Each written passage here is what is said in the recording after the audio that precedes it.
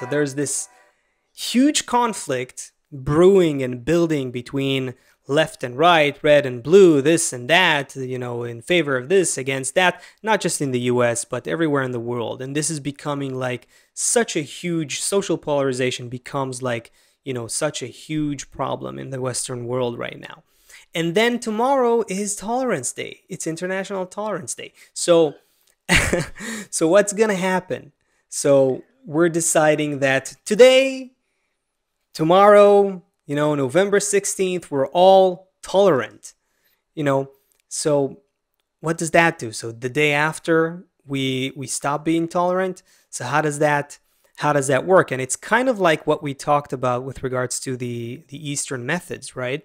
That it's like, let's try to, what does it mean to tolerate the other? Like that I can't stand you, right? I can't stand you, but today I'm going to tolerate you.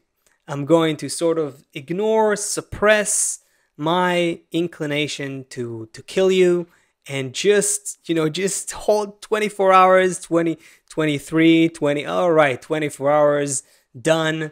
Now I can go back to hating you, right? So that's kind of how I see the this idea of a day of tolerance. And also, it's not just the concept. The concept is flawed. If we go back to this idea that we need to connect the differences, that we need to use the differences, then we're missing out. If we're playing this game of let's be tolerant with each other for a day or whenever we meet, even if we do it whenever we meet, we're basically rejecting the judgment. Something very special that happens with H2O. When they come together in a special way with a certain amount of force, you get water. If you just want to be like, oh, you're like that, and if you don't allow these chemical reactions to happen, you lose that. Nothing happens. There's no life. Right. But okay, so let's crack this for a second. So chemical reactions are supposed to happen between left and right, let's say. Between red and blue, between, you know, everyone translate it to whatever country you're living in. Building blocks. No, but in society, but it needs to happen. These chemical reactions, so to speak, these socio-chemical reactions are supposed to happen in human society, right? That's what we're saying here. There's a reason why nature creates and designs these polar opposites in human society in the 21st century.